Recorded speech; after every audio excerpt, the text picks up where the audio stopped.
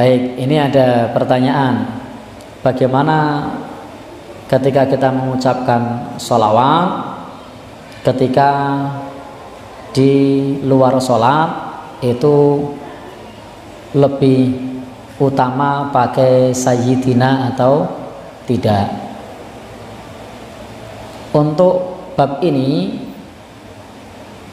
baik di dalam atau di luar sholat, maka ikuti tuntunan Nabi. Contoh di luar sholat, syahadat kan diucapkan di luar sholat, maka cukup asyhadu an la ilaha illallah wa asyhadu anna muhammadar rasulullah. Tidak perlu wa asyhadu anna sayyidana muhammadar rasulullah.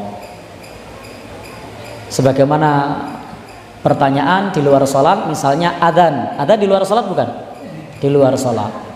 Maka kemudian pada saat adzan juga tidak perlu asyhadu an la ilaha illallah kemudian wa asyhadu anna sayyidana, tidak perlu. Tapi cukup wa asyhadu anna muhammadar rasulullah. Demikian pula dalam iqamah di luar sholat bukan? Di luar sholat. Maka iqamah tidak perlu pula ditambahi sayyidina.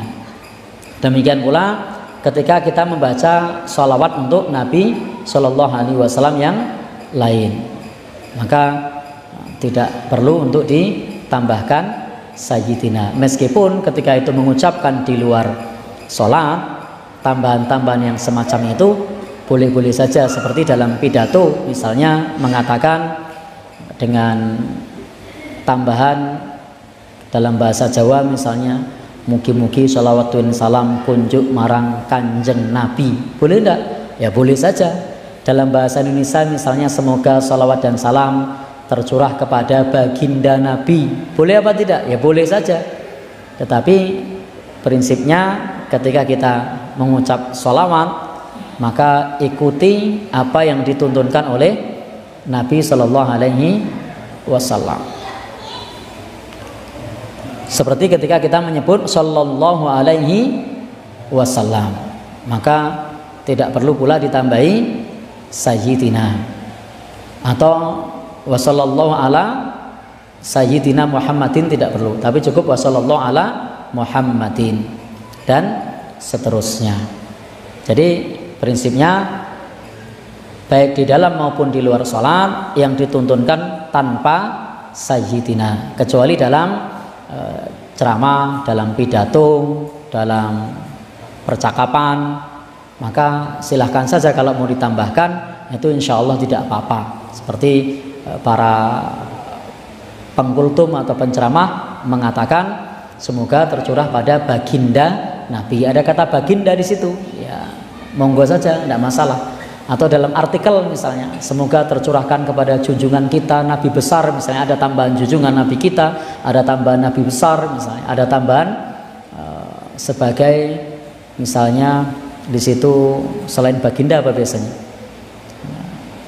atau kalau dalam bahasa Jawa tadi kanjeng Nabi misalnya, ya monggo saja.